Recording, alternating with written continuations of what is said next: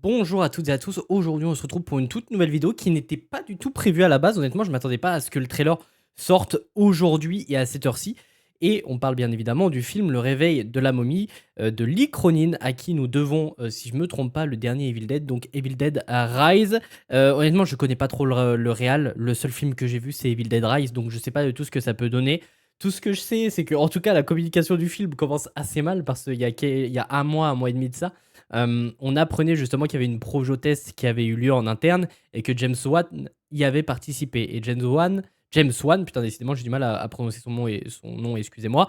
C'est nul autre que le producteur du film, mais aussi du coup le réalisateur des deux premiers films Conjuring, si on reste dans l'horreur. Il a aussi réalisé les deux films Aquaman.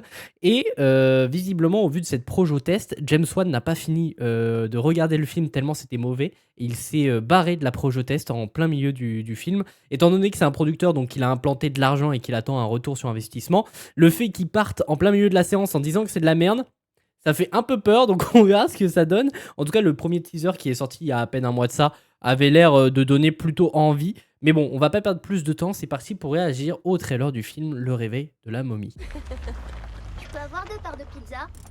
Non. Bien sûr, chérie. Non. Ok, sachant que Tu ça sort finis le jamais 15 ta avril, deuxième si part. je ne dis pas de bêtises.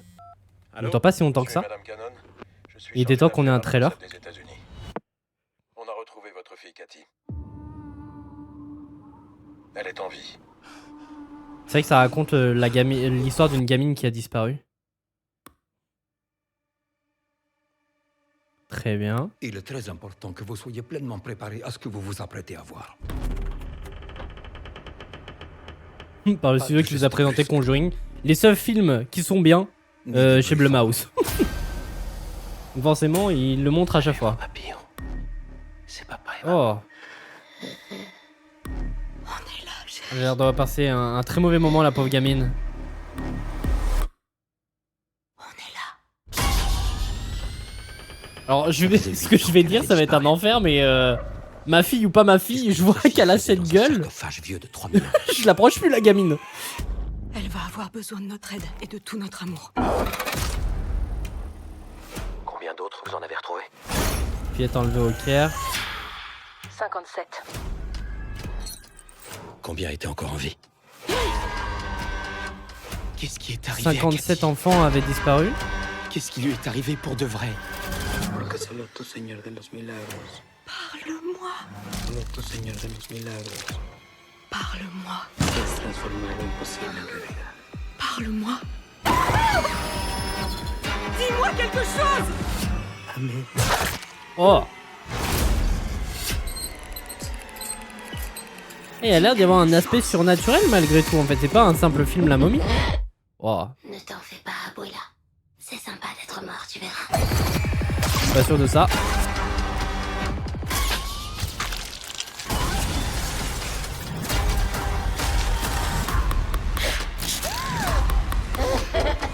Bon, ça a l'air gore.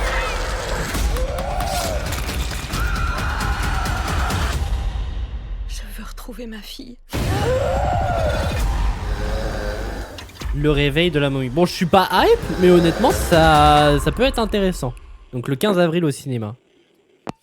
Très bien. Bah écoutez, je sais pas honnêtement quoi en penser au total. Bon, de ce qu'on comprend du coup, en gros, ces deux personnes-là, leur enfant a disparu. En tout cas, une de leurs filles a disparu. Je sais pas si là derrière, du coup, c'est une fille qu'ils ont adoptée ou si c'est quelqu'un, ou si ils ont réenfanté justement.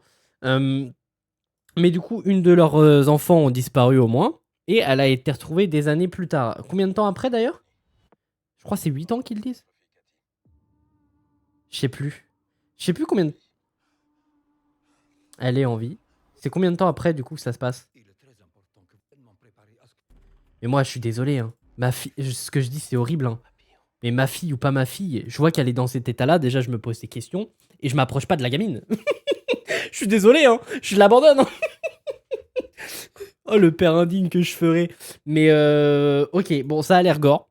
Au niveau du scénar, ça a l'air classique. Bon, elle a l'air d'être possédée malgré tout. Ça a pas l'air d'être une histoire de momie en tant que telle, mais plus de possession avec merde, comment ça s'appelle? Avec un démon, ou en tout cas une âme maléfique qui s'empare de la gamine. Après, là, on apprend dans le trailer aussi qu'elle n'est pas seule, cet enfant, qu'il y en a 57 en tout qui ont été enlevés. Au bout d'un moment, il pose la question, combien ont survécu? On suppose que c'est la seule du coup. Parce qu'il n'y a pas d'autre réponse et ça voudrait dire qu'il y ait plusieurs momies entre guillemets dans le monde. Mais j'ai plus l'impression qu'on est sur une histoire de possession et une histoire surnaturelle plus qu'une histoire de momie, entre guillemets. Parce que bah, il y a des moments où il y a les meubles qui bougent tout seuls. Elle a une chaîne, elle le contrôle par l'esprit. Merde, excusez-moi. Elle le contrôle par l'esprit, notamment quand elle est avec sa grand-mère, du coup. Abuela, c'est grand-mère. Mais ouais, ça a l'air gore. Ça peut être intéressant sur ce point-là. Le scénario, ça a l'air du déjà vu. On verra ce que ça donnera. On suppose de toute manière que soit la gamine, elle meurt à la fin, en tout cas à tout jamais, ou alors ils vont laisser une fin ouverte où la gamine peut revenir. Mais moi, je vois bien la gamine mourir, et justement, le démon reprendre une autre âme d'enfant. Je sais pas comment ça va se passer, puisque du coup, vu qu'il y a un délire momie, je suppose que cette âme-là prend possession d'un cadavre, en tout cas d'un corps inanimé, et non d'un corps déjà en vie. Enfin, encore en vie. Donc faudra voir à quel point cet aspect thriller entre guillemets avec les 57 autres enfants qui ont disparu, comment ils ont disparu, qui les a enlevés, est-ce que c'est quelqu'un qui les a enlevés, est-ce qu'il y a un culte derrière, une secte, je sais pas du tout. Ça peut donner, ça a l'air de donner envie, mais comme je l'ai dit en début de vidéo, faudra voir parce que les films Blumhouse ces derniers temps, c'est une cata, il y a vraiment rien d'intéressant honnêtement. Même Five Nights at Freddy's 2 qui était plutôt attendu.